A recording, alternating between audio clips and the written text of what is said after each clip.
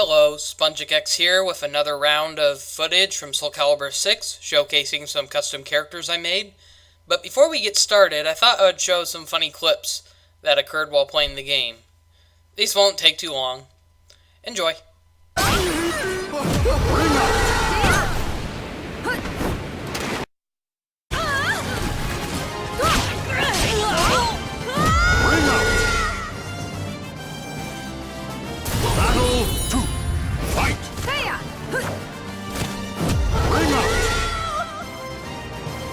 Well, that was too easy.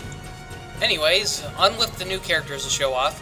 First off, we have Greg the Grim Reaper from Conker's Bad Fur Day, which I accidentally misspelled, but Grafe?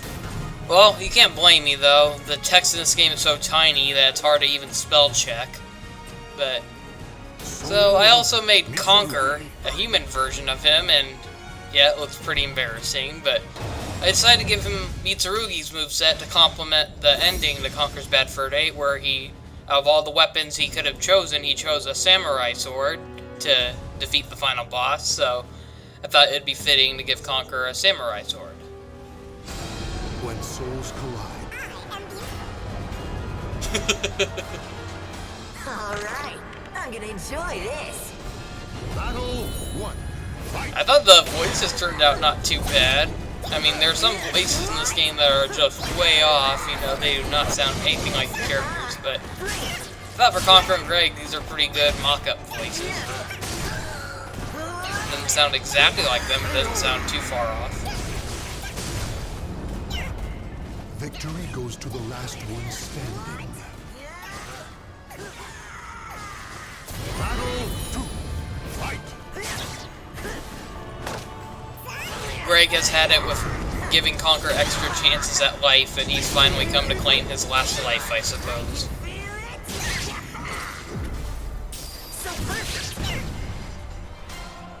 Good baby. That sounded nothing like Conker right there.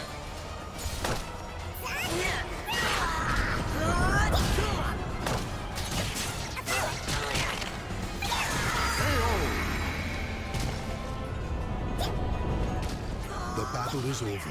Show respect. And Greg has claimed Conker's last life. Bummer. Now he's got millions of cats to kill. Speaking of which, up next is one of the creepiest things I've ever created. Made him in honor of Halloween, and even I'm disturbed by how he looks. I wanted to call him Hell Kitty, but I couldn't because this game blocks off the word hell being used in the name generator for some reason, so I mean, god, this game's pretty T for teen. Who on the internet is gonna be upset over the word hell? I mean, jeez. So, yep, Greg now wants to claim all the lives of the cats, just like he did in the game, and so what better cat to pit him with than this nightmare? When souls collide. Even his voice is unsettling. This is not going to end well. There's something about VOLDO's moveset that can just make anything funny or creepy.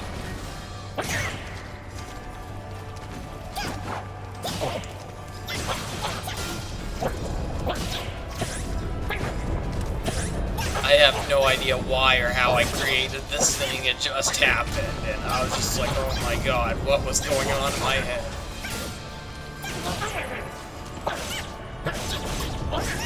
I don't know what's creepier, those claws or those eyes or the blood. It's just such a nightmarish looking creature. Battle 2. Fight.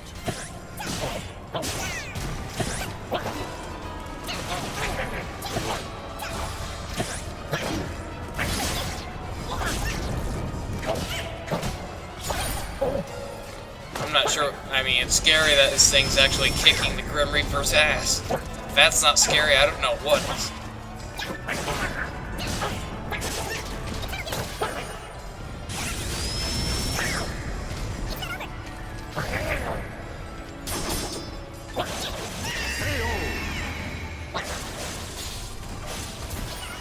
Claim victory and bask in the glory.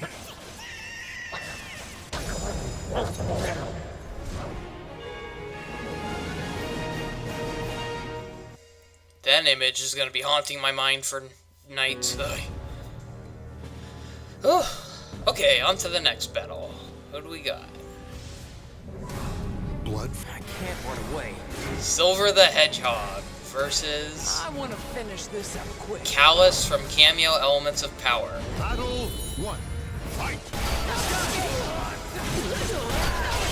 I feel Silver the Hedgehog gets way too much hate. I always liked the character.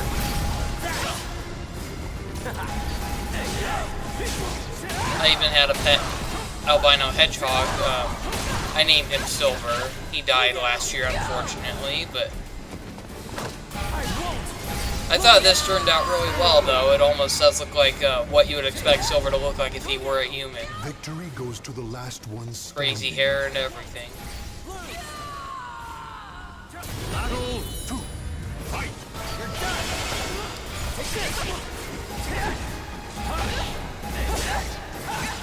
Both characters are fighting with Aswell's moveset. Don't cry now. 99. I can do this. Just a little more. Take it.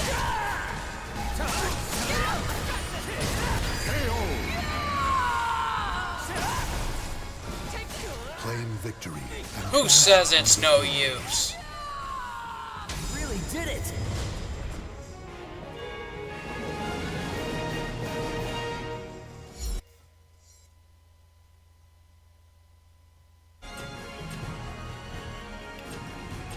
Up next is soul of Nominee from Kingdom Hearts Chain of Memories.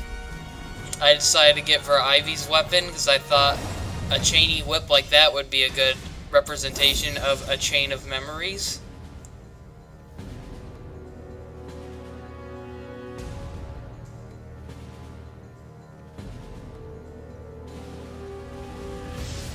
I both have a like and dislike type of thing with Nominee. I mean, I think she's a great character, but on the downside, we have her to thank for making the game's plot more complicated than they need to be.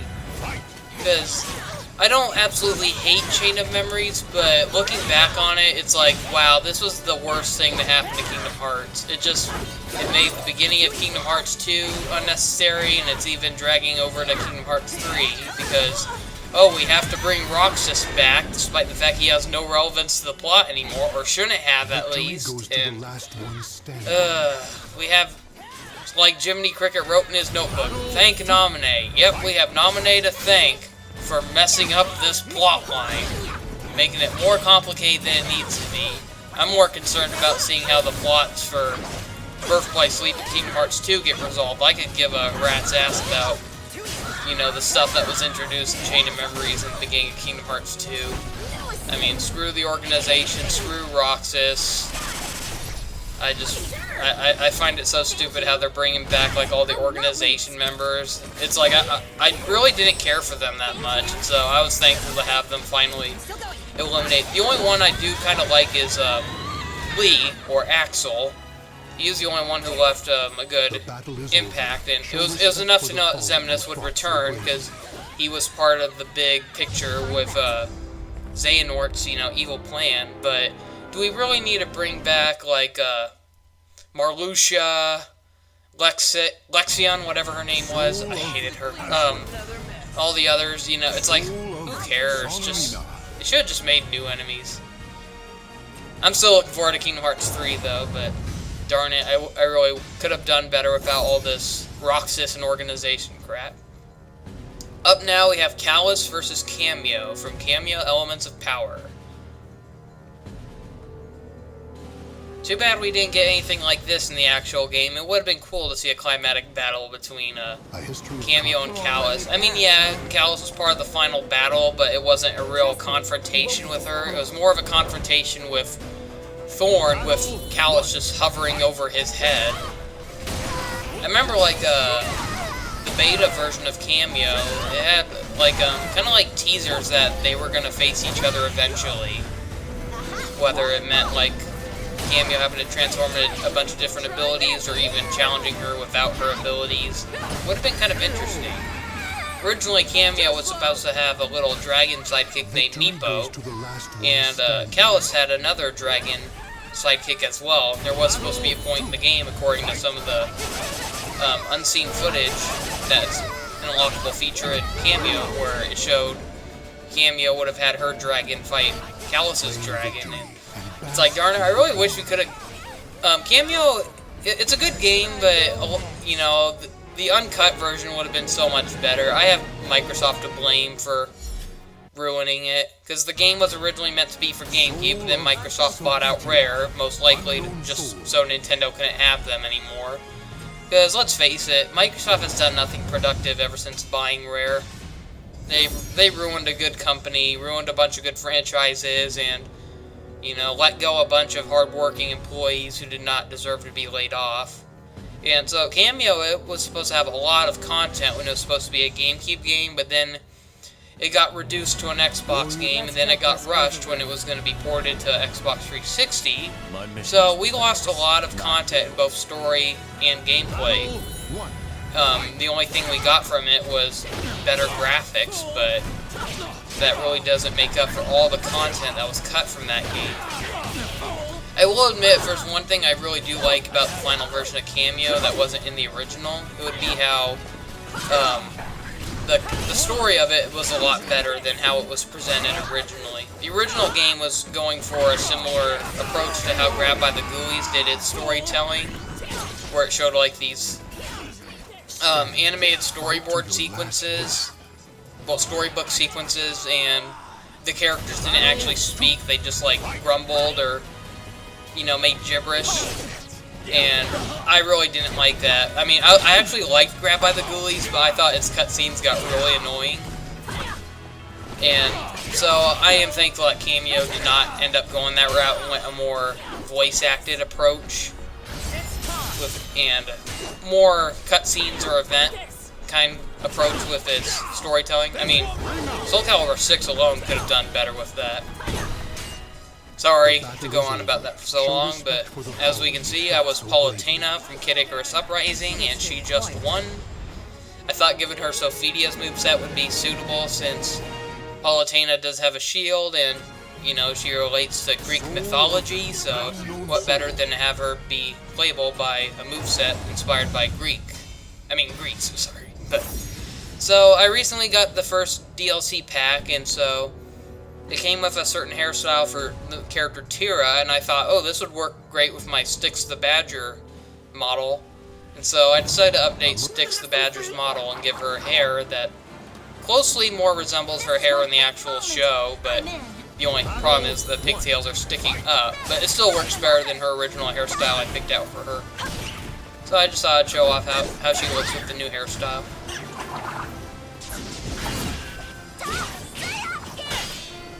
Unfortunately, I still wasn't able to give Sticks a proper top. She's still running around a bra. If only they made like a crop top or a really small shirt, I would have been able to put it on. But you know, everything else I tried just covered up too much, and it just didn't look like Sticks. And so I realized she looks more like Sticks when you don't give her anything to wear besides a bra, unfortunately. But victory goes to the last one standing. Battle 2. Fight!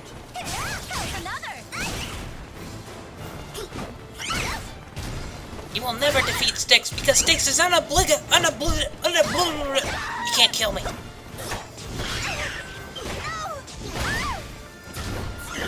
I really hope Sticks the Badger isn't long gone. It's a shame that Sonic Boom got cancelled, most likely, and Sticks was such a great character. I also loved her voice by Nika Futterman. I really hope they find some excuse to bring her back. The battle is over. Show respect for the fallen who fought so bravely. Sonic Boom didn't have the best finale either. It was kind of a slap in the face for a cliffhanger ending, but it was a fine episode on its own, but as a finale, I don't think it was that great, especially a series finale.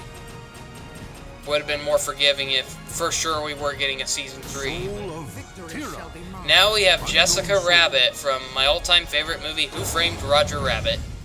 As a huge animation enthusiast, I just gotta love this movie with its seamless blend of live action and animation.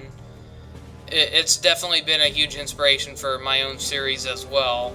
Sometimes I like to take pictures in real life and show what it would look like if my characters were actually there. And I have Roger Rabbit to thank for giving me that kind of inspiration. One. Fight. This is a random pairing. Jessica Rabbit versus Silver the Hedgehog. I don't know why I just decided to give Jessica Tira's moveset. Not very good at using that moveset, to be honest.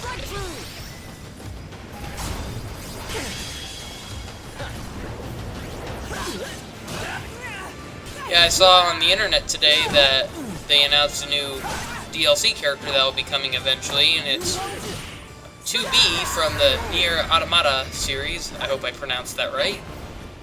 Stand. I haven't actually played the game, but I remember playing the demo for it, and it reminded me a lot of Bayonetta, which makes sense because it's made by the same people, Platinum Games, but it's also made in cooperation with Square Enix. And it looked like an interesting game, though. The combat was really nice, and I know it reviewed really well. So it's pretty exciting although the character does seem a bit bizarrely out of place, since she's so far from the future. But I'll admit it makes more sense than adding characters from Star Wars. One thing that just made me laugh out, it's like, oh darn, so many custom creators just made something for nothing, because so many people have been making 2B online through the creation mode, and now it's like, oh, now they have such inferior versions because the actual thing is coming to the game. But of course, they don't know when it's coming out yet. They want you to pay for it now, but they have no idea when it's coming out. But that's what you get with season passes. Ugh. I technically already bought it, though, because I just bought the season pass. It ticks me off that I had to do that, though, because I bought the collector's edition, and for how much I had to spend for that, it really should have came with a season pass. Castle Hall, Now we have Conker from Conker's Bad Fur Day. This'll be easy. A nightmare will devour your soul. I can just imagine Conker right now being like, a nightmare? I live a nightmare every day. And it started with a bad fur day. It still ticks me off that we'll likely never get a sequel. But it is interesting to hear that Chris Seaver, he has announced that he wants to make a spiritual successor to Conker. He just couldn't promise that it would... He said he couldn't guarantee that it would be a game starring an alcoholic furry rodent. But he said he wanted to make the gameplay, you know, represent what made Conker Conker.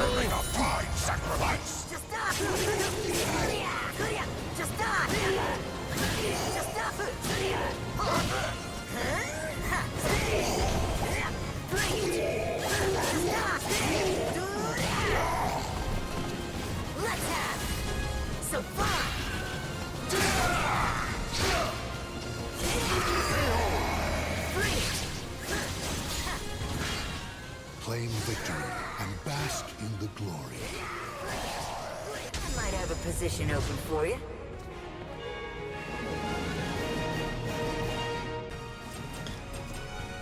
And up now we have Barry from Conker's Bad Fur Day.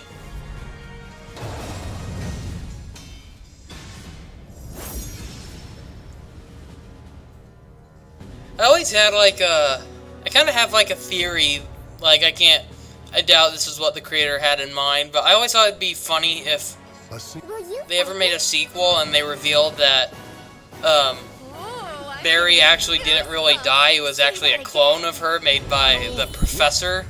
Because here's the thing, like, Conker's Bad Fur Day didn't have like a plot that entirely made a lot of sense, because, you know, it's like 1 minute like we see Barry kidnapped by like these rockmen in the dinosaur level, and then, you know, from there on out we see her kind of acting like all over the place. Like 1 minute she acts like she doesn't know who Conker is. Oh, that's embarrassing right there. But So, you know, we see, like, Barry, one minute acting like she doesn't know who Conker is, but then towards the end of the game, it's like, oh, she knows who he is, and so I just couldn't help but wonder, like, what if the professor, like, was somehow in cahoots with the Dawn, and they were working with the cavemen, and, you know, the professor's probably trying to trick, like, Don Weezo into capturing Conker, because we never did find out what exactly he needed a squirrel for. He made the excuse that he needed a red squirrel to replace the king's table leg, as, you know, the story makes no sense, but here's the thing, though, it's like, it turns out that, you know, the professor was trying to kill the king all along, and so we never learned what exactly he needed Conker for. And so, what if he actually kidnapped, he had the cavemen kidnap Barry in order to get to Conker? He somehow knew that Conker was dating this chipmunk, and so what if, you know, Barry refused to cooperate, and so the professor made, like, an evil clone of her, and so the real Barry is locked up somewhere, and meanwhile, the clone Barry was the one we saw get murdered by Don Weezo. And, I mean, yeah, it sounds complicated, but you gotta admit, it kind of makes a little more sense than the actual plot of the game. I always thought it would have been fun if they ever made a sequel, and Conker found out Barry's still alive, because, you know, Don Weezo has her, or something like that, and so he has to do, like, Don's dirty work in order to get her back, or that, or another idea for a sequel would be where, you know, Conker has to try reviving Barry, and so he goes to the Grim Reaper himself to try, you know, seeing if there's any way to bring her back from the dead, and so maybe he'd have to do Greg the Grim Reaper's dirty work in order to revive her, or who knows, but I know, like, that's not what the original creator intended, though. I remember he said, like, he originally wanted Barry to come back to life as a Terminator that, like, was out to kill Conker, and it sounds bizarre, but I'm not quite sure if that's really the approach I'd want to see them go, but because I actually thought the ending to Conker's Bad Fur Day was very emotional, which was surprising, because the game is so, you know, opposite of that. Anyways, here's SpongeBob versus handsome Squidward. God, this looks awful. Something in SpongeBob snapped. He's suddenly tired of Squidward telling him what to do all the time, and he's just going all Neptune King of the Sea on him, I guess.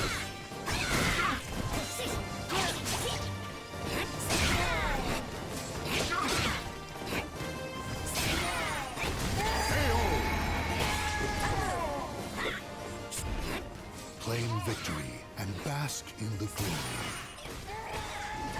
Stay out of my way.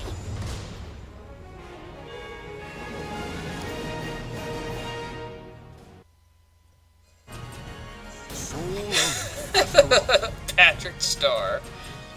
I accidentally forgot to change Patrick's voice. I copied SpongeBob's model as a base for Patrick. I made modifications to make Patrick look, you know, thicker and stuff like that, but I forgot to change his voice, unfortunately. I meant to give it a deeper, slower voice, but so he sounds like the SpongeBob voice I gave him. Let's go. Which is very off-putting, but Bring it on. I saw online that someone else made Patrick as well, so I wasn't the only one who made Patrick. I figured I was the only one who would have tried doing that, but no, someone else did it, and I'll admit they did a better job than I did. Instead of giving him a mohawk, they actually gave him, like, a little, they put a pink cone on top of his head, and so it made it look kind of like Patrick's cone-shaped head. Thought it'd be funny to give Patrick Astaroth's moveset. Victory goes to the See last Patrick one with a giant axe. This is Patrick!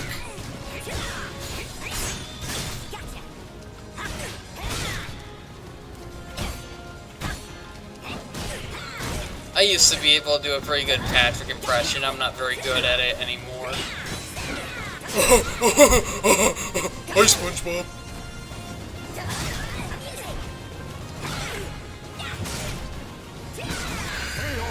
I don't know what happened. I used to be good at it, but I'm terrible at voicing him now. Final battle. Fight. You got it set to M for Mini, when it should be set to W for Wumbo.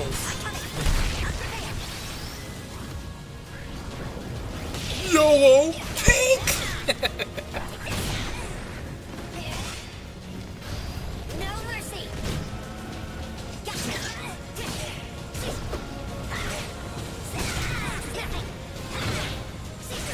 This is Patrick! The battle is over. Show respect for the fallen who fought so bravely. And now back to the road. Where's the road? Road! Sorry. Up now is Sandy from SpongeBob, Maxi, humanized. unknown soul. I was gonna give her a little pink flower in her hair to kind of resemble the pink flower she had on her helmet, but I don't know, I just didn't think it really matched well, so I just kept it out. But overall, I think the design turned out pretty well. Let's get this fight started. Decided to give her nunchucks to resemble how she's a martial Now artist. fight. And she's up against Terra from Kingdom Hearts Birth by Sleep. One. Fight.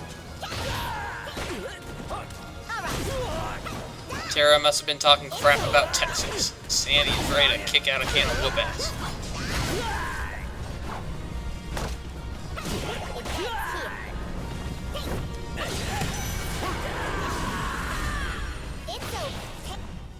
Victory will not come easily.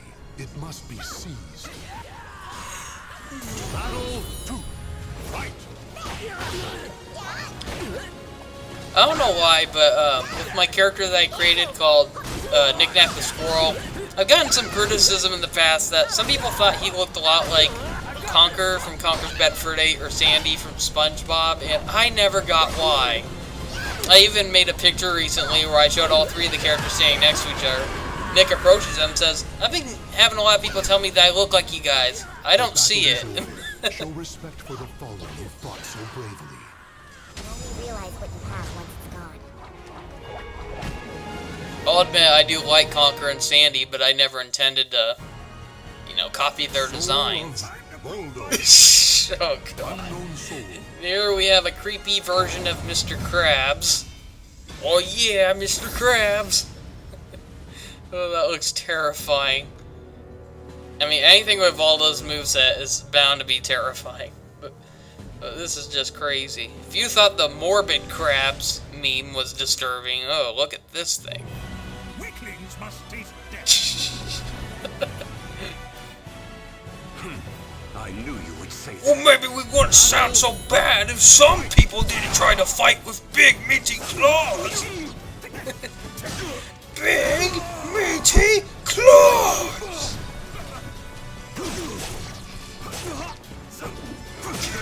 This is so disturbing.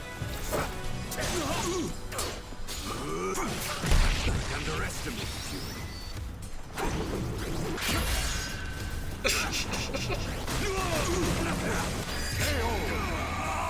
Money, money, money. Stand. Fight to your last breath. Your hope in shreds. Fight. I've waited for this. You feeling it now, Mr. Krabs? Shall take you. Satisfied now?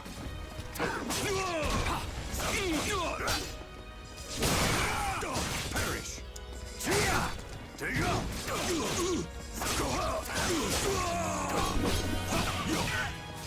I've waited for this.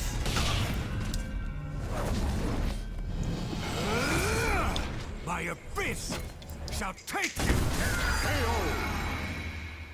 Ugh, that's disturbing. He smashed Mr. Krabs' face off. Victory go. Final battle. Ugh, that's just creepy. He lost his shirt, he lost his eyes, he lost his nose. What the hell?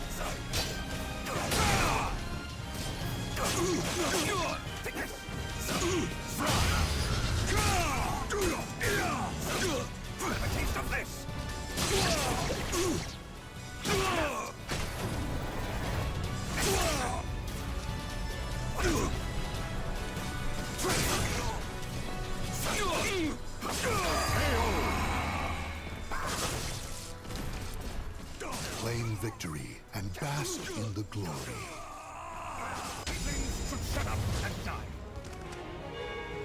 Okay, that just happened. Shit.